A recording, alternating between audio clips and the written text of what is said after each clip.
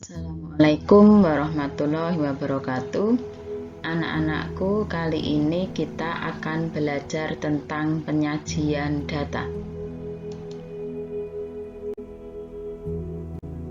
Pengertian tentang statistik yaitu pengetahuan yang berhubungan dengan cara-cara pengumpulan data, pengolahan atau penganalisisan, dan penarikan kesimpulan berdasarkan pengumpulan data dan penganalisisan yang dilakukan.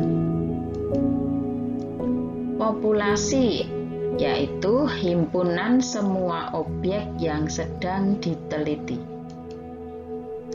Sampel yaitu bagian dari populasi yang benar-benar diteliti oleh sebuah penelitian.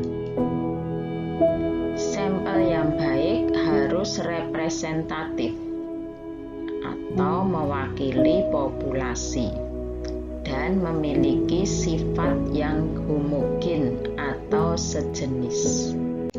Contoh, jika kita akan membuat sup buah, maka siapkan mangkoknya dulu, kemudian kita potong buah-buahannya, kemudian kita beri susu, sirup, dan air. Kita mau mengadakan penelitian, mau tahu sup buah yang kita buat itu sudah enak atau belum. Caranya, kita ambil 1 sendok air dalam sup buah itu, kemudian kita cicipi. Begitu ya caranya. Maka populasinya adalah semangkuk sup buah, sedangkan sampelnya adalah sesendok sup buah yang dicicipi. Di populasi itu keseluruhan yang akan kita teliti.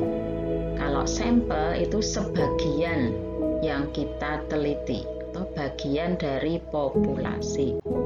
Paham ya membedakan populasi dan sampel? Mengenal data. Data adalah sekumpulan keterangan atau informasi yang diperoleh dari suatu objek atau narasumber. Cara mengumpulkan data. Yang pertama dengan cara wawancara, yaitu dengan cara mengajukan pertanyaan langsung kepada narasumber. Kemudian kuesioner atau angket, yaitu mengirim daftar pertanyaan kepada narasumber. Bisa juga dengan observasi atau pengamatan, mengumpulkan data dengan mengamati objek atau kejadian. Data terbagi menjadi 2. Data primer, data yang diperoleh secara langsung dari sumbernya. Data sekunder, data yang diperoleh secara tidak langsung atau dari sumber lain.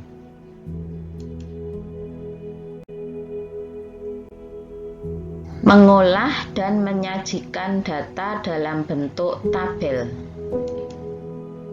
Tabel baris kolom digunakan untuk data yang terdiri dari beberapa baris dan 1 kolom. Contohnya seperti ini.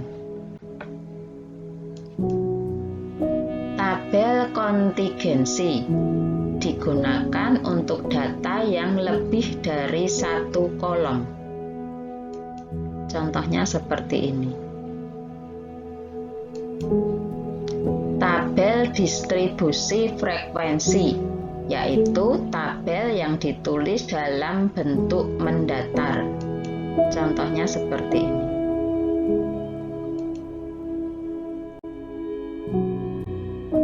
Contoh soalnya, data berikut adalah hasil ulangan matematika pada sekelompok siswa.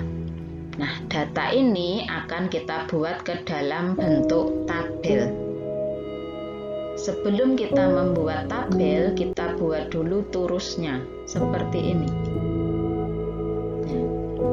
Kita buat kolom nilai, turus, dan frekuensi. Nilai terendah 50, nilai tertinggi 100. Maka di kolom nilai kita tulis 50, 60, 70, 80, 90, dan 100. Kemudian kita buat turusnya. Yang pertama nilainya 50, kita buat garis 1 di nilai 50. Yang kedua nilainya 70, kita buat garis 1 di nilai 70. Yang ketiga nilainya 80, kita buat garis 1 di nilai 80. Kalian pernah melihat turus ini saat penghitungan suara, misalnya waktu pilkada atau pilpres kemarin ya, kita buat turus terlebih dahulu untuk menghitung jumlah suaranya. Ini juga seperti itu. Kita buat garis di nilainya. Kalau sudah 4 garis, yang kelima kita buat garis miring sebagai tali. Kalau turus sudah dibuat, dihitung frekuensinya. Ada 2, 4, 5, 3, 1. Kalau turus sudah selesai, kita bisa membuat tabel, yaitu tabel baris dan kolom. Kita buat ada kolom nilai dan kolom frekuensi. Turusnya kita hilangkan. Bisa juga dengan tabel distribusi frekuensi. Sama seperti tabel baris dan kolom, cuma penulisannya dalam bentuk mendatar. Cara membaca tabel. Di kolom nilai ada angka 50, 60, 70, 80, 90, 100.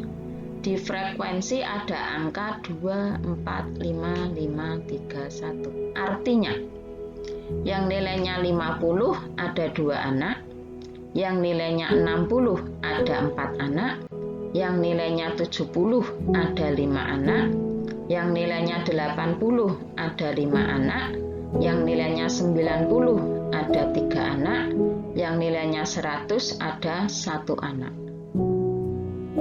Jika ditanya berapa jumlah anak yang ikut ulangan, kita tinggal menjumlahkan frekuensinya. 2 tambah 4 tambah 5 tambah 5 tambah 3 tambah 1, hasilnya 20.